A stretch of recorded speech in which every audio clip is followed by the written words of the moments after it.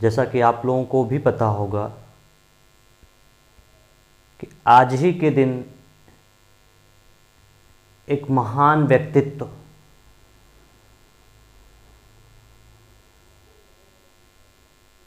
व्यक्ति का जन्म हुआ था।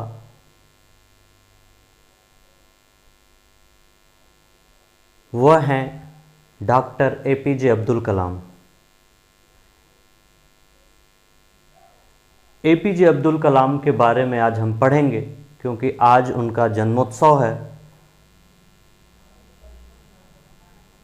तो आइए सेशन की शुरुआत करते हैं। भारत रत्न से सम्मानित पद्म भूषण, पद्म विभूषण, महान वैज्ञानिक, मिसाइल मैन, भारत के पूर्व राष्ट्रपति एपीजे अब्दुल कलाम के जन्मदिवस पर मेरा सत सत नमन और आप सभी को इस महान विभूति के जन्मोत्सव पे हार्दिक शुभकामनाएं और बधाई। हम बताते हैं आप लोगों को कि अगर जीवन में कुछ करना है तो ऐसे महान शख्सियतों को पढ़ना जरूरी है। इनसे हमें प्रेरणा मिलती है। आप लोग कहते हैं ना कि सर मेरे पास संसाधन नहीं है, पढ़ाई कैसे हो पाएगी, लक्ष्य को कैसे प्राप्त कर पाएंगे। तो आप एक बार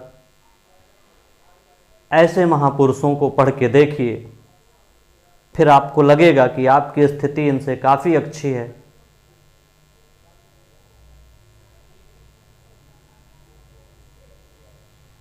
संसाधनों के अभाव में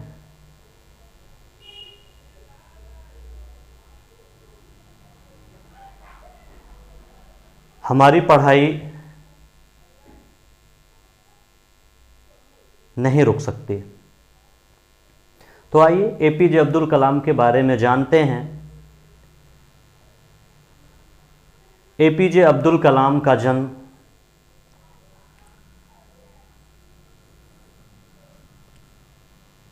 रामेश्वरम के धनुषकोडी में हुआ था। यह रामेश्वरम तमिलनाडु राज्य में पड़ता है। इनके पिता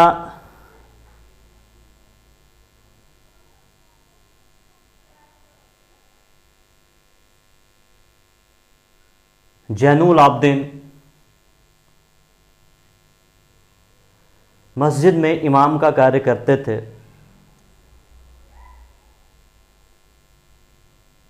इनकी आर्थिक स्थिति अच्छी नहीं थी।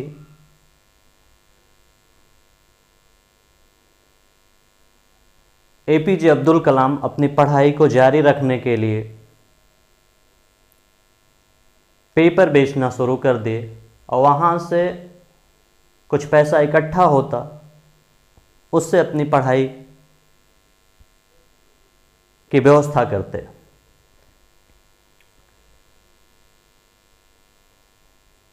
ये रामेश्वरम के प्राथमिक विद्यालय में पढ़ रहे थे। उसी समय टीचर एक बात बता रहे थे कि पक्षी कैसे उड़ते हैं, आसमान में हम क्यों नहीं उड़ पाते, ये कैसे उड़ते हैं। ये बात बच्चों को समझ में नहीं आई। टीचर समुद्र के किनारे लेके जाते हैं। उसमें एपीजे अब्दुल कलाम भी थे। टीचर ने दिखाया कि देखो बच्चों, पक्षियां कैसे ऊपर उड़ पाते हैं। तो उसी दिन एपीजे अब्दुल कलाम ने भी सोचा कि हम भी आसमान की ऊंचाई को नापेंगे। कुछ समय पश्चात पढ़ाई लिखाई पूरी हो गई। इन्होंने पायलट की परीक्षा दी। पायलट की परीक्षा देने के बाद उसमें 25 विद्यार्थी सफल हुए, मेरिट बनी, तो एपीजे अब्दुल कलाम का स्थान 9 आ गया, जबकि सीटें 8 ही थी। तो एपीजे अब्दुल कलाम बड़ा दुखी हुए, लेकिन उन्होंने फिर से उसी लगन से अपना काम शुरू कर दिया। हम आप लोगों को बताते भी हैं कि असफलता एक चुनौती है, इसे स्वीकार करो, क्या कमी रह गई देखो और सुधार करो। तो एपीजे अब्दुल कलाम ने सुधार किया। बाद में इसरो में भी काम किया, डीआरडीओ में काम किया। इनको उपाधि दी गई मिसाइल मैन की।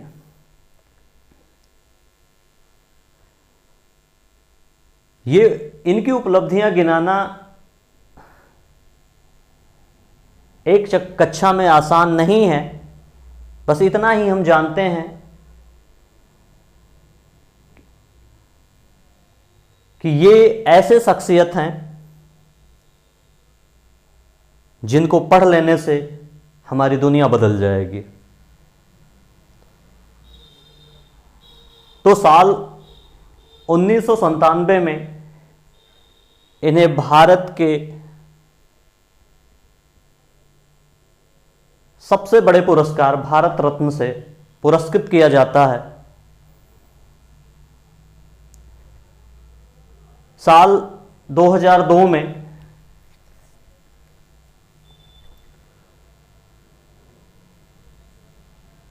अटल बिहारी वाजपेयी की सरकार में इन्हें राष्ट्रपति का पद दिया जाता है। इनके चुनाव में बीजेपी और कांग्रेस ने मिलकर के इन्हें जितवाया। इसका मतलब यह है कि इनके विरोधी कोई नहीं थे, इनके पक्ष में सारे लोग थे।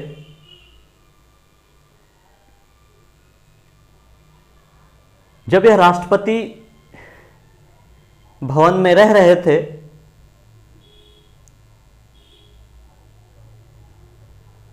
उसी समय इनके बड़े भाई, हालांकि बड़े भाई को बड़ा प्रेम करते थे, वे हज यात्रा के लिए गए थे मक्का। तो मक्का के राजदूत ने, भारतीय राजदूत ने एपीजे अब्दुल कलाम साहब को फ़ोन किया और कहा कि आपके कोई रिश्तेदार हैं, यहाँ कोई समस्या नहीं होगी, इनको सारी सुविधाएं हम उपलब्ध करा रहे हैं। एपीजे अब्दुल कलाम ने कहा कि किसी भी व्यक्ति को विशेष सुविधा देने की जरूरत नहीं है। ऐसा नहीं था कि वो अपने भाई से प्रेम नहीं करते थे, प्रेम करते थे, लेकिन वे नहीं चाहते थे कि हमारे इस राष्ट्रपति पद का दुरुपयोग हो। वे संसाधनों का सीमित उपयोग करते थे।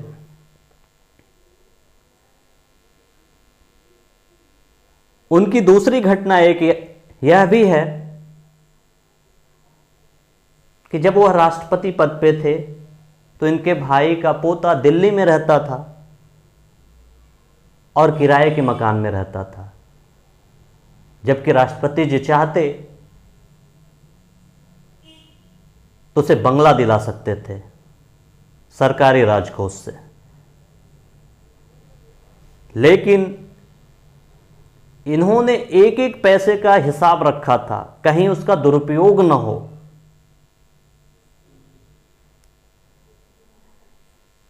साल 2006 में इनके कुछ रिश्तेदारों ने कहा कि भाई हमें भी राष्ट्रपति भवन घुमा दीजिए, हमें भी टूर पे लेके चलिए, भारत भ्रमण पे लेके चलिए। तो एपीजे अब्दुल कलाम साहब ने कहा आइए। लगभग 52 लोग कलाम साहब के राष्ट्रपति भवन में पहुंचते हैं।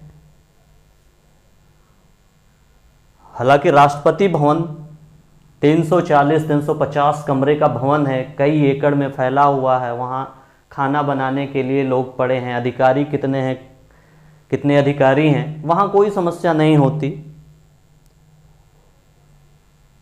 लेकिन एपीजे अब्दुल कलाम ने वहाँ के अधिकारियों से कहा कि जितने लोग आए हैं उनके खर्चे अलग से जोड़ो, यह राजकीय कोष से नहीं जमा होगा। तो रूम रेंट लेके, खाना वाना सब ले करके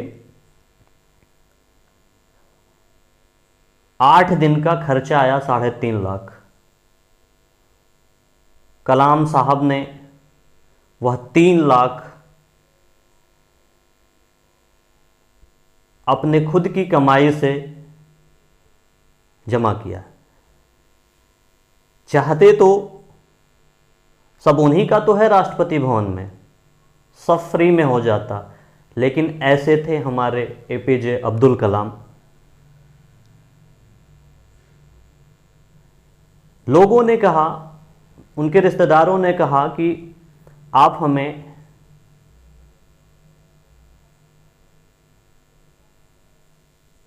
अजमेर शरीफ घुमा दीजिए। हालांकि राष्ट्रपति भवन में तमाम गाड़ियां खड़ी हैं, लेकिन कलाम साहब ने प्राइवेट बस किया, अपने खर्चे से उन्हें अजमेर शरीफ की यात्रा कराए।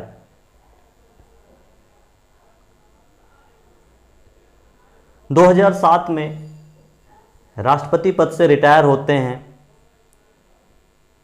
राष्ट्रपति पद पर रहते हुए भी वे तमाम कॉलेजों, स्कूलों में घूम घूम कर बच्चों को सीख दिया करते थे, उनके लक्ष्यों के प्रति जागरूक किया करते थे। कलाम साहब भी शिक्षक बनना चाहते थे, लेकिन समय के अभाव में वह इस पद को सुशोभित नहीं कर पाए। हालांकि जो काम कर गए कलाम साहब, उसे सोच पाना भी असंभव है। कलाम साहब ने अपनी जीवनी लिखा द विंग्स ऑफ फायर, उसमें अपनी सारी बातें लिखा उन्होंने।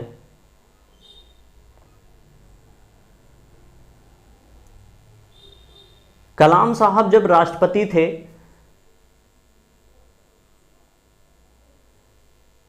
तब वह राष्ट्रपति भवन के गार्डन में एक बार गए थे, तो वहां देखा कि गार्डों के कमरों में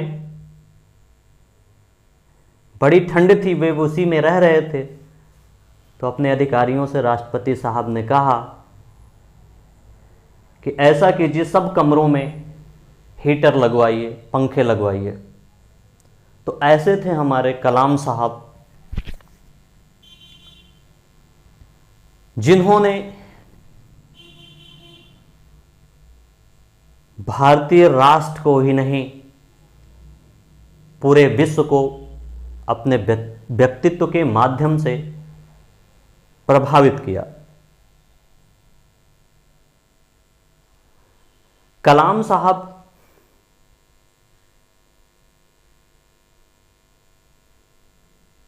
एक ऐसे व्यक्तित्व हैं जिनको 1-2 क्लास में पढ़ पाना असंभव सी बात है। तो आगे किसी दिन हम कुछ अनकहे किस्से फिर लेके आएंगे। आज का सेशन यहीं समाप्त करते हैं। एक बार फिर कलाम साहब को सत सत नमन करते हुए आपको गुड इवनिंग कहते हैं।